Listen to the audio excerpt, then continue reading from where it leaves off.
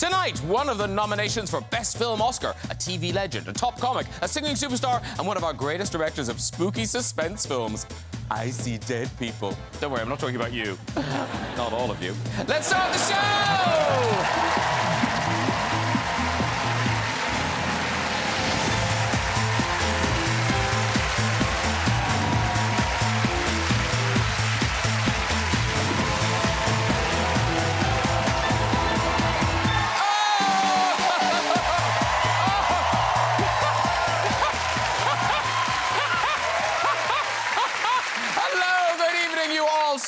Welcome to the show. Great lineup for you tonight. I tell you, you are in for an exciting ride, so fasten your seatbelts. I mean, only if you can be arsed. Rishi Sunak got fined this week for not wearing a seatbelt in the back of his car. Come on, it's an easy mistake to make. We've all done it. It's like Tory party chairman Nadeem Sahawi. Yeah, I mean, which of us hasn't forgotten to declare the odd $5 million in our tax return and then had to pay £1 million fine? Give the guy a break. How many millions was it again, Nadeem? All right. And what chance is there you're going to resign over this? Oh, yeah, zero. Yeah. Good with the numbers, isn't he? Good with the numbers. Nadeem claims it was all just a careless mistake and insists he's as honest and trustworthy as the next man. Okay. Let's get some guests on! Later, we'll have music and chat from singing sensation Sam Smith, everybody! They are here. But first, he's a top comic, writer and podcaster. It's the hilarious Mr. Rob Beckett, everybody!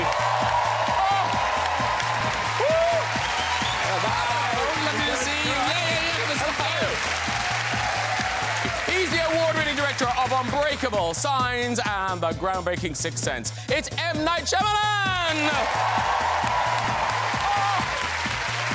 Yeah! Hello, sir. Very nice to see you. Have a seat too. She rose to fame in the global hit Buffy the Vampire Slayer and has starred in films like Scooby-Doo and Cruel Intentions. It's a pleasure to welcome Sarah Michelle Gellar! So shiny, so slinky. Hello, darling. Lovely to see you. Have a seat, and she's the Emmy and Golden Globe winning star of The Crown, Girl in the Spider's Web, and A Very British Scandal. Now, starring in the Oscar-nominated Women Talking, it's Claire Foy! Hello! Hi! Nice to see you. Have a seat, too. Lovely to see you all. A couple of welcome backs. So first time, welcome to Sarah Michelle Gellar. Thank you. I'm excited to be here. No, lovely to see you. And so first time in the flesh. Thank you for having me. I've been on Zoom with you from Philly. Yeah, but now in the room. It's amazing. Nice yeah. to see you. It's all right.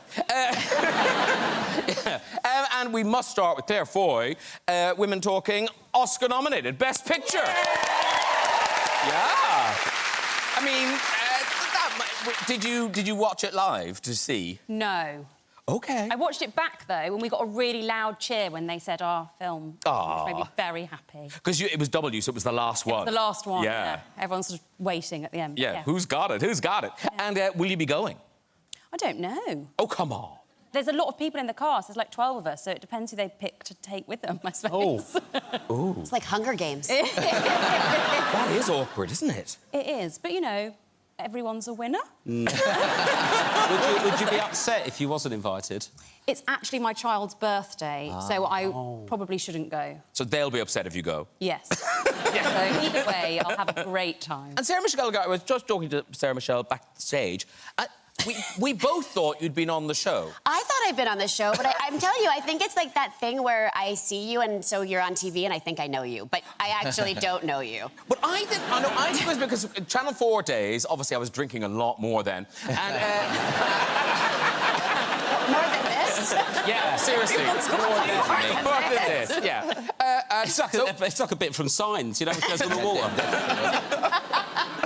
Good reference. Thank you. I thought it deserved more, actually, too. Oh, no, don't. Show up your arse. But no, because we had lots of the other Buffy people. I guess we just never had Buffy. I just thought... I do get that I look like Seth Green a lot, so that could be what it is. Here's the shocking thing. 20 Did it stop 20 years ago? A week now, people have been reminding me. But yes, 20 years. Yeah. Is it lovely or is it annoying that people would still reference it all these years later? No, I love that people reference it. I just don't need the actual date and passage of time. Because then it's like, oh, now we realize how old you are. And so otherwise, I feel like it's maybe a little bit of a mystery. Not really. But aren't there like college courses in Buffy? They're Buffy studies. There are. There's books about it. There's like philosophical discussions, and there are classes. I haven't attended them personally, but I think it's just sort of about all of the theories about what was actually being said and the psychology behind the monsters and what they actually represented, or just my hair. You should turn up and do like a seminar or something. I mean, I would love to, but I would be such a disappointment because like people will come up to me on the show. Do you remember an episode, you know, season 5, episode 4? And I'm like, could you tell me what happened in it? And was I Buffy in that one too? Sometimes I get a little. You lived. No, actually I didn't. I died many times on the stage. Yes. Yeah, I died many times. I'm an idiot. And Night, I'm correct to call you. Yeah, that's great. Okay, good. Okay. So you are famous for directing these films that are very kind of plot and twisty and surprises and shocks along the way. And I heard you in an interview talking about how you don't think there's ever a moratorium on spoiler alerts, that you must never do spoilers. Yeah, I'm you know, even today I was doing interviews for the new movie, Knock at the Cabin, and they were saying, when can we talk about the ending of this movie? I was like, never. Not in this lifetime, ever. We were at the premiere yesterday, and all these influencers now were at the premiere, and they're kids. And they're like, I just saw this movie, Signs, it's incredible. Like, I saw it yesterday, you know? And so it's like this new generation is getting to see these movies, and so I'm like, don't say anything. You guys don't say anything to your kids, please. Just let them watch, so. Did I tell you the most embarrassing story ever? Oh, no. Did you tell the ending? No, not of that movie. Which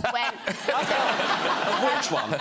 Spoiler alert! Yeah. It's gonna be hurtful. That's not. No, I mean, to my relationship, it almost was. Oh, but no, it's a Freddie Prinze story. We've all seen Sixth Sense here. Oh, my God, don't do it. I'm not gonna give it away. No,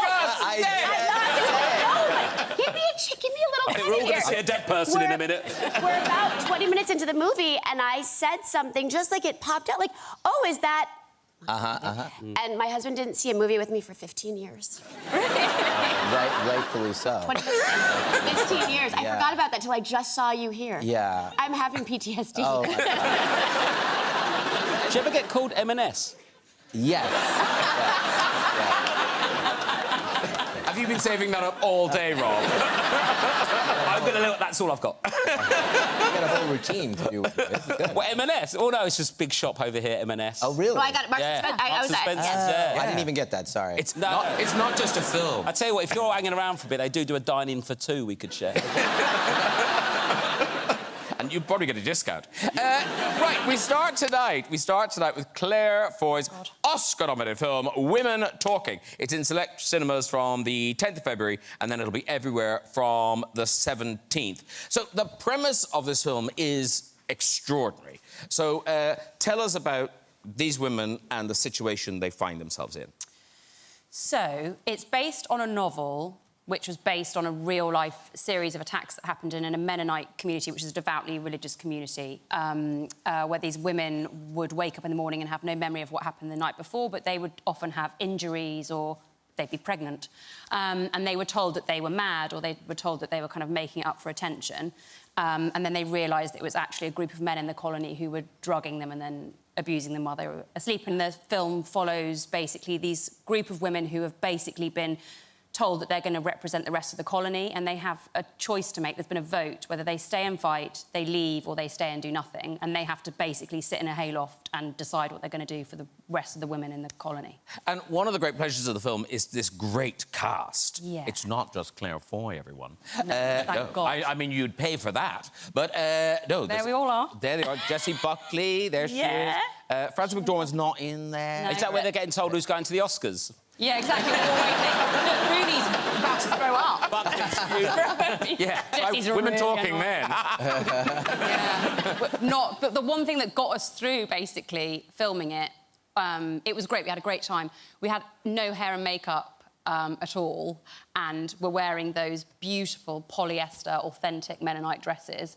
And we were just like, at the end of this, we're going to go to a party, we're going to wear makeup, and we're going to be allowed to, you know, shave our legs, which we weren't allowed to do. So we were just thrilled that this might be a possibility at some point. But apparently, the not shaving your legs thing, didn't they think you were cheating?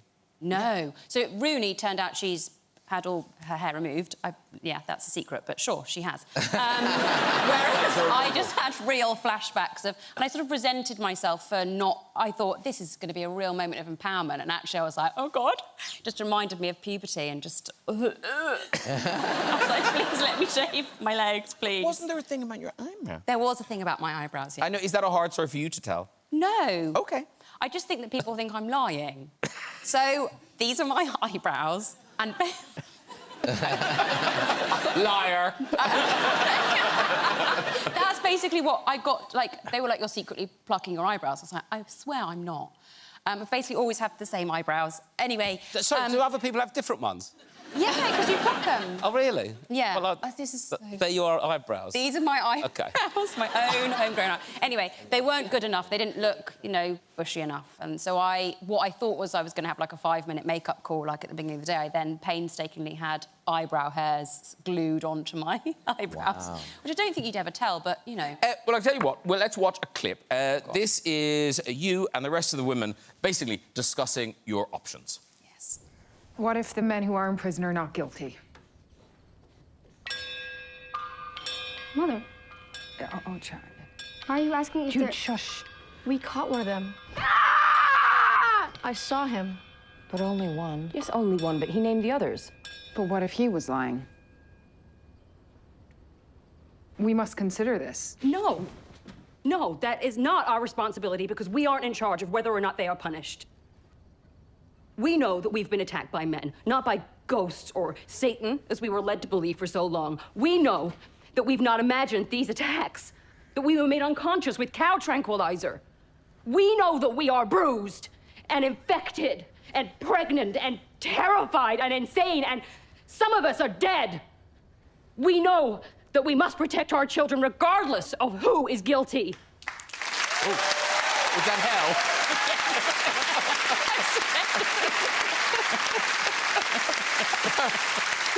Sometimes I feel actors are fine with it, and I felt like, oh, Claire's not enjoying this. But it's shouty. Does that sound familiar to you, Night? Do you ever have to protect actors in situations like that? I mean, you know, my mind as I was watching that, you know, I was trying to get out of director mode as I was watching. I was like, think of something entertaining to say, because all I was doing was seeing it clinically, and I was watching, you know, the concept of doing, you know, multi-character scenes, and for me, you know, I would choose Claire's character as the primary emotion of that scene, even if there's 8 people, and I would emphasize that, and she would see the others through that. So I was curious to see when they went to the other character. That's what my mind was going to that. You know, as they pushed in on her, they're emphasizing her emotion as she's rising in her convictions, and it's straight on rather than on an angle, which is kind of obtuse as she's kind of growing. So I was very curious to see. I'm fascinated. That, Yeah. Is that how you watch everything? Yeah. That must be hell. Yeah. It's a problem at our house. It's a real issue at our house because I have 3 girls and my wife, and they just want to watch things. And so I'll walk by the TV and Love Island will be on, and I'm like, you're making a choice. Yeah, we are. Yeah. A really good choice. They won't let me watch stuff with them because I'll wince or I'll have involuntary feelings about things that I can't stop it. So, but I'm trying to enjoy it with them. Please don't show a clip of me. Please, for the There is one coming up. We look forward to that. Break it down, M Night. Can I be the first guest ever to leave? Come back later, please. On our dating history. Very quickly, Claire, must mention, a lot of people will have last seen you in the latest series of The Crown, in those flashbacks. And I just wonder, are those kind of leftover scenes from when you did it? Just never made it in. It just never made it in? Or do you go back and do it again? No, I go back and do it again. Really? Yeah. I mean, it's nice of you, but... It doesn't feel that weird. I think because it's normally only like half a day, and it's normally very relaxed and casual, and I feel like I sort of add on at the end, and I sort of rock up, and there's like half a boat, and I stand there and do some stuff. But yeah, it's a lovely thing to do, and I really love Imelda. I think she's amazing, and so... that was a transitional thing to help the audience know that there was a new... I don't know, I just went back and did it and had a nice time. It's that one. Because weirdly, you nearly got to act with Rob Beckett. You were nearly in The Crown, weren't you? Yes. Who were you going to be? I was supposed to be the... you know, like there was that decorator that broke into the palace? Yeah. And spoke to the Queen. That was me. Really? Well, that's what I auditioned for. Got auditioned 3 times for it, got close night, so if you're interested... Yeah. Well, all I'm saying, you love a twist at the end. Imagine if old Bobby B turns up in your next film. Are you into that? I'm into it. Because I'm happy to chat, but I would quite like to get in one of Night's films. OK. What you got coming up? I know you've got to get... But this is... I don't think we'll see each other again. Did you feel bad? I didn't, actually, because I felt like it's a big show and I thought I'd done well. I got some really good feedback, which I can email you. Yeah. And, yeah, they were so, like, it was great. And actually, I think what they said was actually I was a little bit too muscular. Because the guy, it was a bit thinner, the guy, a bit more, and I'm a bit more, you know, stacked. Yeah, clearly. That would have been amazing if you'd got that, because it was a big... Like, it was the whole... Yeah, I know, babe, it would have been, wouldn't it? Yeah. No, it was like, for me, because I've done lots of comedy acting, but it was quite a straight role, and the guy was, like, having a bit of a breakdown, so, like, it was weird. I had to properly, like, be serious, and I was like... Because, like, when you do an audition, you sort of go to, like, just a normal office in Soho in London, and you get in, everyone's like, hi, come in, like, you're like a temp in an office job, and they go, right, here we go, and then you start doing it, and then you do the scene, and then they do it all... I mean, I don't know what I'm telling you, you know this. But then you just sort of have to have a breakdown and start crying, doing the scene. Yeah. And I'll do that, and then you just go back on the street. And then go home. It's mental acting, isn't it? Actors and director love it, yeah. No, yeah, if you're interested, mate, I'll start. Let's move on, because Sarah Michelle Gellar brings us a new TV thriller. It's called Wolfpack. It is streaming on Paramount Plus from today. Ooh. So this is... oh, there you are. What do you think? What are you thinking, Night, so far? I'm liking the attitude. Yeah, it's good, right? Yeah. It's good, yeah. I think you're walking a bit slow, considering what that... She's not a creative fighter. I wouldn't praise for survival. I'd run. She's investigating. I think there's been a fire. See, she's good at what she does. So this is... It's a teen drama, but it has these supernatural elements. Yes, it was in California. We have these big fires, sadly, really way too often. And it was the inspiration from our creator, Jeff Davis, was there was this picture of a school bus on the 405, which is our big freeway, with the fire raging behind. And he just thought, like, how scary would that be to be a bunch of kids on a school bus while this is happening? And what does that do? And on a deeper level, just sort of the idea of fire and what it does both to our environment, what we're doing to the planet, to the animal kingdom. And so that was sort of the jumping off point. It's based on a series of books. So during this fire, a bunch of animals all get loose, and some of these kids on the school bus get bitten. And wouldn't you know it? Oh, yeah. Not a ram. It was not a ram. I come in, I'm the arson investigator. I believe that the fire was caused, obviously, by arson, and I'm trying to figure out who did it. And I won't spoil it. Okay. We've got a clip. Look away, Night. Oh, God, hold on. I'm ready. Let's have a look at this, Night. Let's work it out. She's struggling. This is horrible. Stop it. I'm ready. It's my turn. Can I sit? Where's that chair? Can I just be in that chair? I mean, it's worse if Night doesn't say it, because he'll be sat there thinking it. This is you, as Kristen Ramsey investigating the causes of the forest fire. Go! Hold on.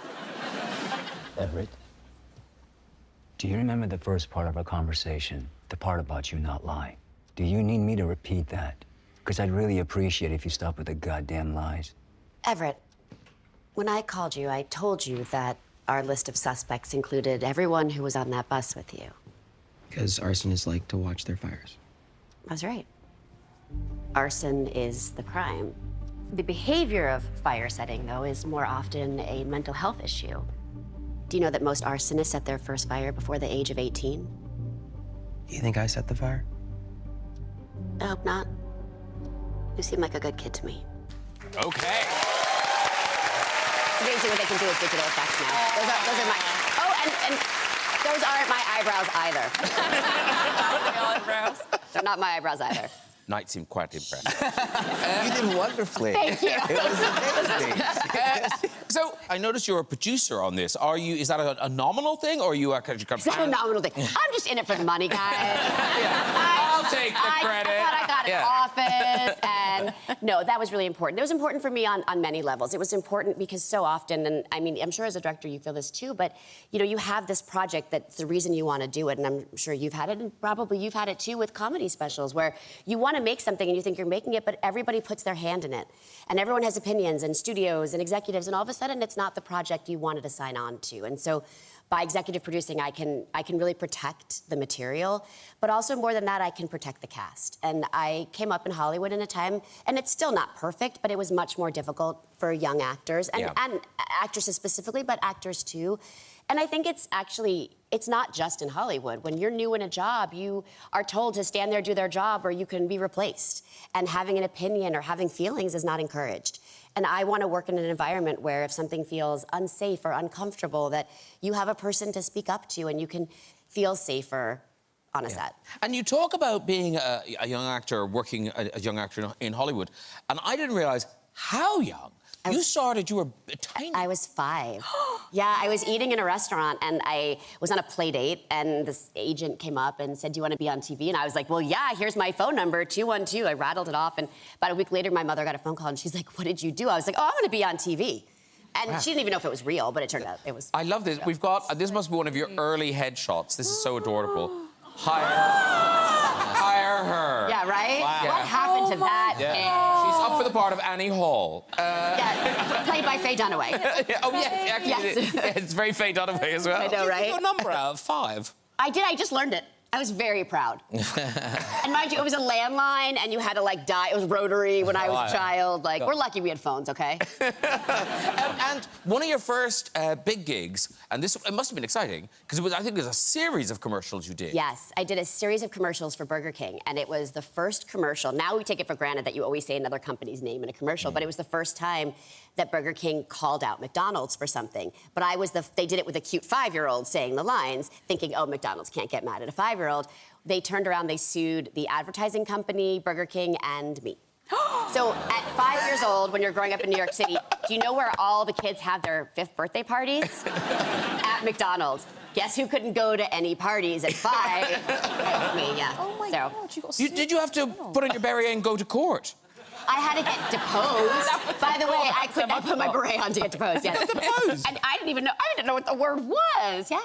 True story. And they actually, interestingly enough, that is also a college course. When you're studying advertising, they actually reference that case. It's like McDonald's versus J. Walter Thompson and Burger. I'm probably going to get sued for telling this story. And it's back. And so you've been an actor all your life. You're married to an actor, Freddie Prinze Jr., you mentioned. And so your kids, are they starting to kind of go, oh, we'd like to do it too? Luckily, my son has 0 interest. I mean, none, but my daughter is sadly, and I say this sadly, starting to really be interested. But we're trying to put the kibosh on it. I'm really trying to convince her to do something else. Can't get a job at McDonald's, though, can she? Because, Claire, your daughter, has she seen your stuff? No. Okay. Well, I haven't even done anything child-friendly. Yeah. Well, that's how I feel. That's a bit heavy for the first one, isn't it? Yeah. Come and watch Mummy at work. Mommy got you. Bit heavy coming. But she must see your picture on TV and stuff. She has discovered that you can have my face as a person on Netflix. Oh, for like your avatar? Oh, yeah. Yeah. Stop it. That's amazing. And so I didn't know that she'd done this. And I turned on Netflix, like she'd gone to bed, and I turned it on. And there's my face, but she called it nincompoop. Like... And I don't think she's ever called anyone a nincompoop, but she spelt it perfectly, and it's just my face. And does it come up going, are you still watching this nincompoop? This is what you like to watch. I was going to say, what did it recommend you watch? I can't go anywhere near it, but I also can't delete it, because I'm quite proud of how she managed to find it and do that. Yeah. And at night, you have encouraged your daughters to get into the business. Yeah, I mean, they kind of, not in the kind of acting side necessarily, but one's a musician and one's a film director and film writer. And they both study we did the kind of Asian parent thing where, you know, very into ballet and classical piano. So the older one kind of studied classical piano and concert piano for 11, 12, 13 years, and then started singing, and then has gone on tour and all that stuff. And then the other one studied ballet for most of her life, and so we need to up our game. Yeah. my daughter can spell incomplete. You're done. You can actually. You're done parenting. There was a company that wanted to do a kind of reality show about our family. I'm like, this is the most boring show of all time. It'll be like the finale will be like, let's talk about that A-. What happened? What went wrong? Can I send my daughter to you for a month? Do you want one more? Just like I would be so happy with that A-. Can we talk about that? By the way, I was just thinking, we came sometime, we grow up together, kind of thing, and watching you, I was like, I still feel this way, very uncool, and watching you were like the epitome of cool, like, and when I was watching you, so it's even meeting you backstage, it was like I started to feel like that middle school, a high school kid again. I'm like, oh my God, the cool girl's talking to me. Oh, that's lovely. Now, I can tell you that M Night Shyamalan's latest film is called Knock at the Cabin. It's in cinemas from next Friday, the 3rd of February. So this is your baby. You adapted it. You've directed it. What can you tell us about it, maintaining all spoilers? Well, basically, the story is about a family that goes on vacation, and they're in this cabin in the woods, and these 4 individuals break into the cabin and inform them that they've been having visions that the world's coming to an end, and the only way to stop it is if they voluntarily choose to kill one of their own family members. No. I know what I would do. Who would go? Yeah. I know. I'm immediately dead in my house. Even a dog would survive. Yes, your story wouldn't be that suspenseful. Yeah, I know, yeah. I'll do a different film. Yeah. Look, before we talk about it some more, let's watch a clip. This is the strangers trying to reason with the couple in the cabin. You have to understand that we cannot and will not choose who is to be sacrificed for you. And just as importantly, we cannot act for you. You cannot kill yourselves. We're not choosing anyone. We're not sacrificing anyone. Not now, not ever. Even if it means the death of everyone else in the world? Yes. Even if I believe the world was at stake, which I don't, that's what it means. I would watch the world die 100 times over before having to... Christ. Waste of time. They're never gonna choose to do this. And I don't blame them. Whoa. What did you think? I was like, as I was watching this, someone brought water. I was like, don't distract us. My clip's on! And was that Ron Weasley? Rupert Grint. He's good, isn't he? Yeah. Well, no, it took me ages to realise it was him. That's a good actor when that happens, isn't it? Yeah. But it's sweet, because you've worked with Rupert a lot, because he's in your Apple TV Plus series. Yeah, I have a show on Apple called Servant, and Rupert's been, in Philadelphia shooting that for 5 years with us, and then we hiatused in the last season to do the movie, so he came over and did his part in the movie. We love Rupert, and actually the whole cast is really great, and it's such intense material for these actors. Yeah, I mean, it was very much like a play. It was seven actors, and I shoot, in order, and everything is very organized, and we do rehearsals like a play for weeks, and then I walk the actors through like a wall of like the intention of it, like almost like choreography a little bit, like dance choreography a bit. So everyone's moving towards the same kind of emotional intent as we're making this 3-dimensional art form. And of course, there's the actors that we saw there, but there's another actor in the film, I noticed. Is that right? Is that right? You might see me. I did see you. You're in all your movies, aren't you? No, not all of them. Sometimes they're just impossible to put an Indian guy in there, so I just... Sometimes. But this idea of you doing cameos in your films, did the first time, was it an accident, or did you just kind of think, when I direct films, I'm going to be in them? No. Actually, the very first movie I made when I was 21, it was set in India, and I was one of you guys. I was the lead of it, and no one saw it except my family. And it was like, and my dad said to me, "Put white people in your movies," and I said.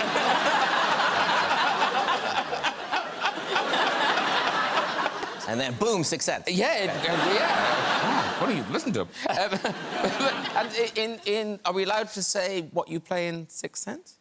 Sure, I mean, yeah. But you're a doctor. Well, yeah, my family's all doctors. We have, 14 doctors in the family. My parents are both doctors, so when I said I was going into the arts, it was quite a bad moment in the Indian family tradition, And of course, there was no one before me to say, hey, look at this person. So it was really like saying I wanted to be goth rock and roll band or something. It was very, it was a sad moment, and so at least I got to play a doctor. Yeah, we love that. Yeah. And have they ever been impressed? Have they ever kind of understood how successful you are? Well, it was, I think, resistance until it became, then my dad was buying every magazine that I was on and everything like that and handing them out. And he'd buy, my dad would buy, gum with his credit card so that they would go, wait, are you related to? I am, that's my son. Sweet. And then you got invited to the White House.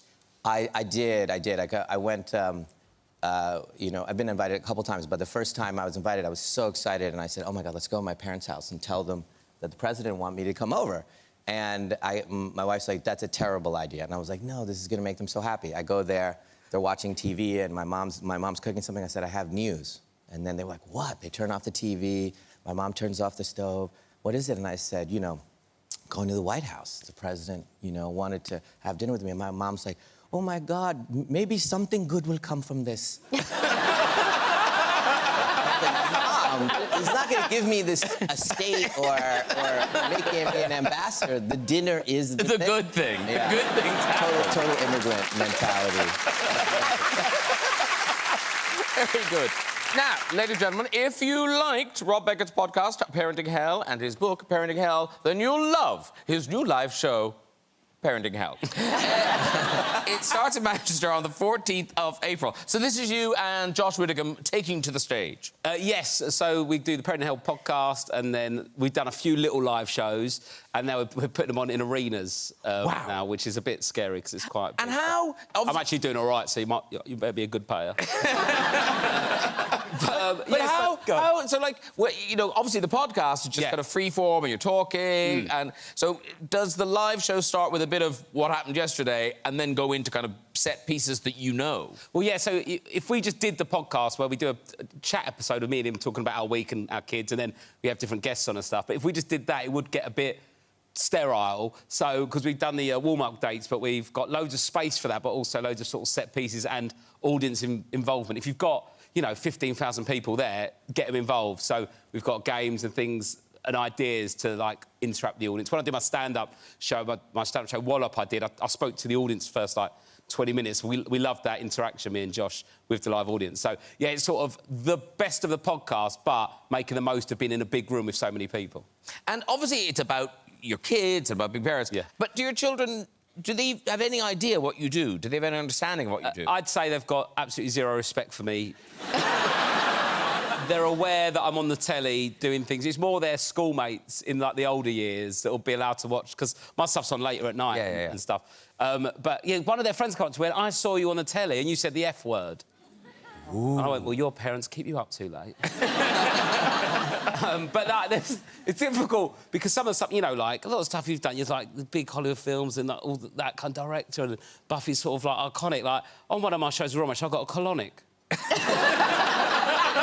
It's really just sort of trying to keep them away from it. But then they could benefit from it going forward. But when you're in Knight's movie, it'll be great. There you go. Yeah. Can you get me some respect from my kids? I like that the whole show is now just manifesting a film role. I just think that if this guy's like surprises, if I bowl out at the end, we're on to a winner. What a twist! And also, when we have to do all this...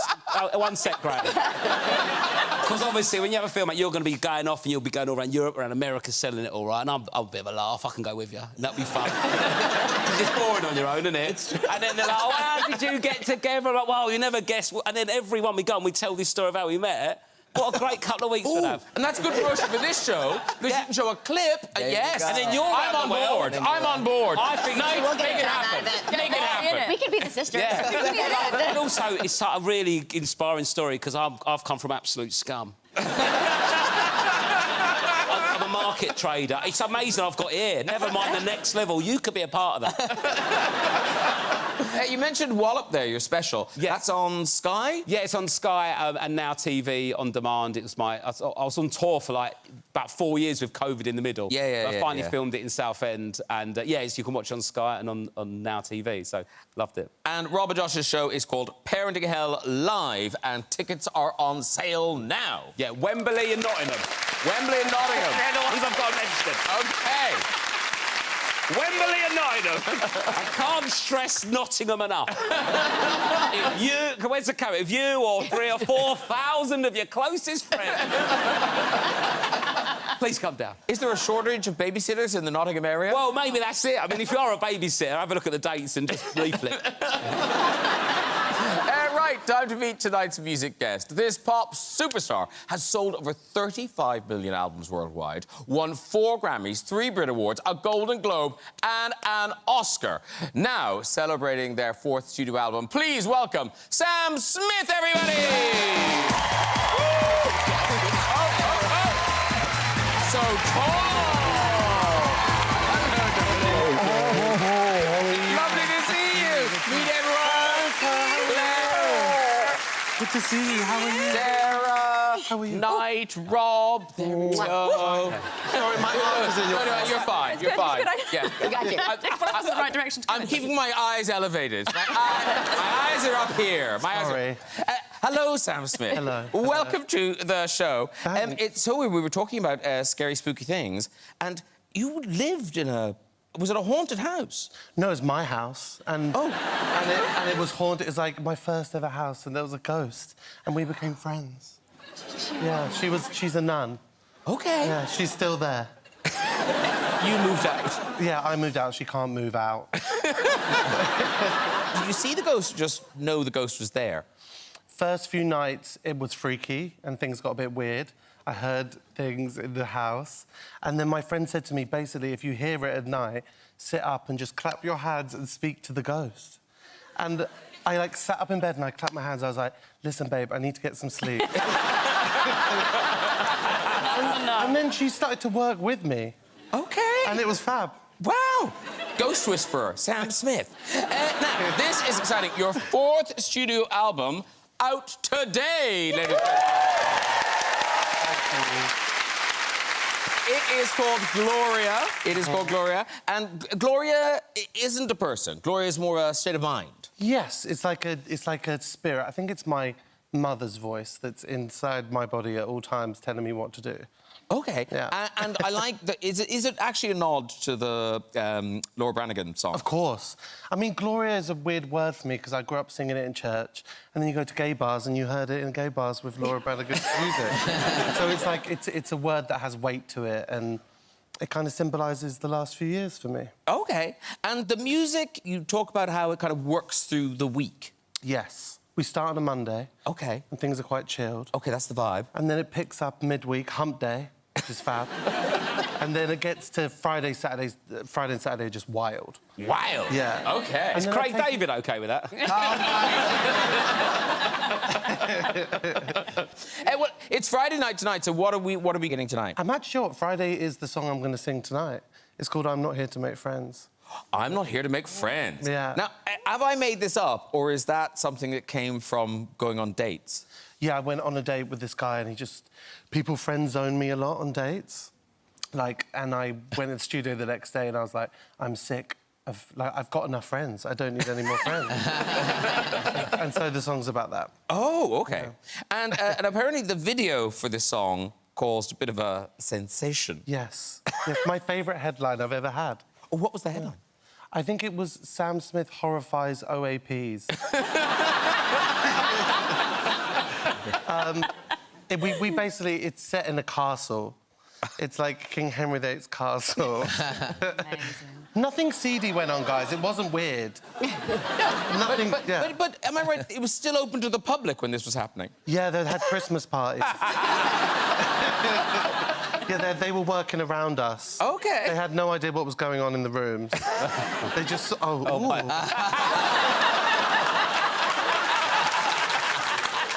Imagine walking into that after a couple of sherries. Happy Christmas. I love it. National Trust members. Oh. If my dad's 78, I think he'd be absolutely delighted if he walked in. Weirder things have happened in that castle, let's be honest. Listen, right now, we get to see you perform here. So if you'd like to step carefully across... Sorry. I thought you were chatting as well. There you go. OK. Your stage awaits, your band awaits. There they go. OK. All right. There they go. Are they ready?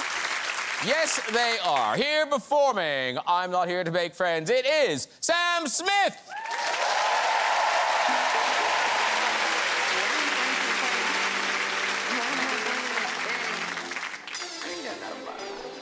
Everybody's looking for somebody to take home. I'm not the exception, I'm a person of a body to love on. If you want it bad tonight, come by me, drop a line, put your aura into mine. I could fill you up with life, I could ease your appetite. No, you've never been this high. Cause I'm not here to make friends. No, I'm not here to make friends. No, I need a lover. I need a lover. I'm just being honest, baby. I just need a partner when the lights come on. 30 almost got me and I'm so over lost. So if you want it bad tonight, come by me and drop a line, put your aura into mine. Cause I'm not here to make friends. No, I'm not here to make friends. No, I need a lover. I need a lover. I need a la la la la la la la la. I need a la la la la la la la la. I need a la la la la la la la. I need a lover. I need a lover. Everybody's looking for somebody to take home. I'm not the exception, I'm a person with a body to love on. I'm not here to make friends. No, I'm not here to make friends. Not here to make friends. I need a lover. I need a lover. I need a la la la la la la la. I need a la la la la la la la. I need a la la la la la la la. I need a lover. I need a lover.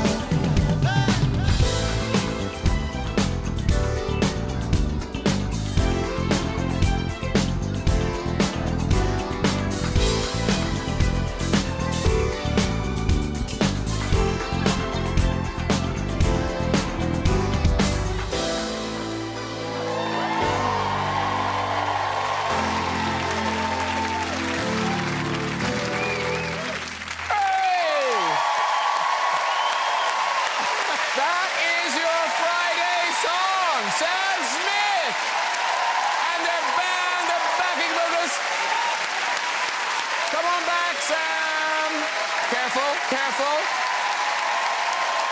Oh. Work it.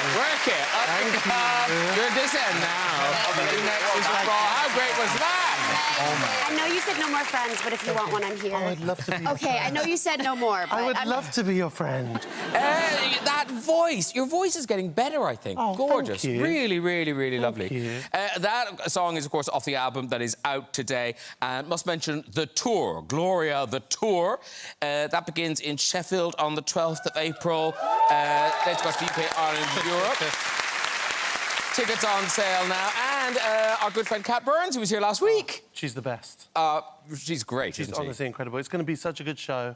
And Sheffield is the most glamorous place to start. Yeah. Of course. It's going to be fabulous. Yes. It will. It really will. It will. Sam, I don't want to make it awkward, but when I finish the parenting podcast, I do the nipple tassels as well. Oh, I just want you to know before you hear it from anyone else. I had thought of it before I saw you do it. I don't want to feel like I'm stepping on your toes or anything. Is that right? You're the OG. Okay.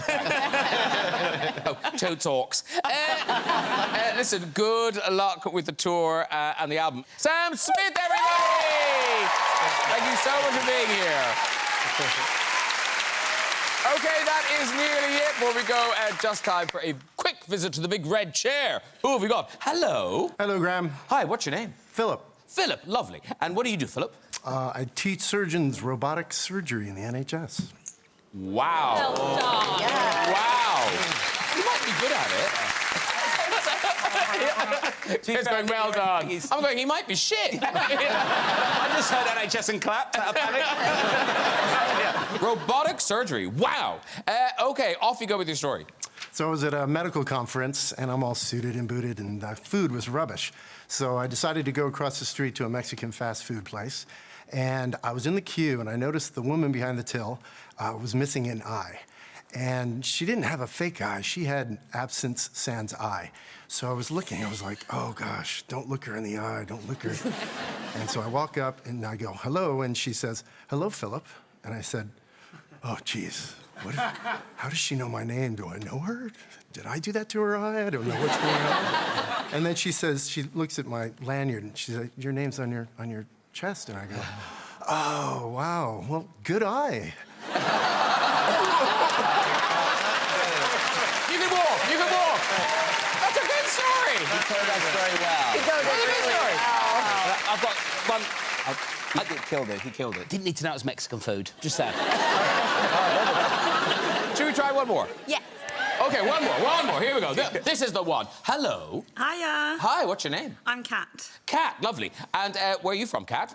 From London. Oh, right. And what do you do in London, Kat? I'm an account manager for a biscuit company. Ooh!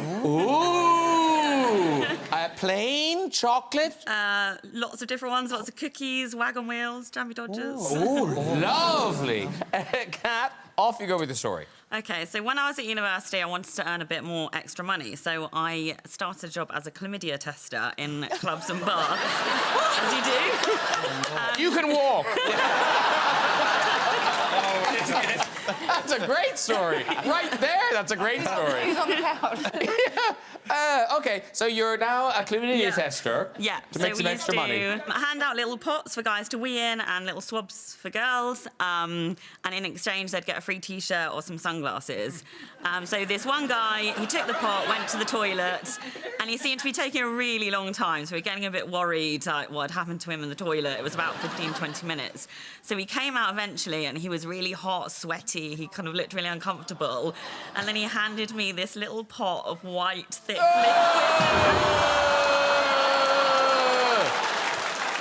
I wonder if you got a T-shirt or sunglasses. I hope he got something else. In my defence, the instructions were not clear.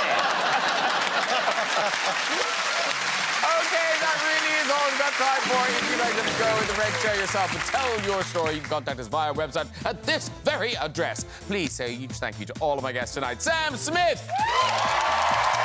Rob Beckett! M Night Shyamalan! Sarah Michelle Gellar! And Claire Foy! Join me next week with singer Mimi Webb, dancer Ashley Banjo, actor Jack Loudon, and not one but two Oscar nominees, Elvis star Austin Butler and Hollywood legend Michelle Yeoh. I'll see you then. Good night, everyone. Bye!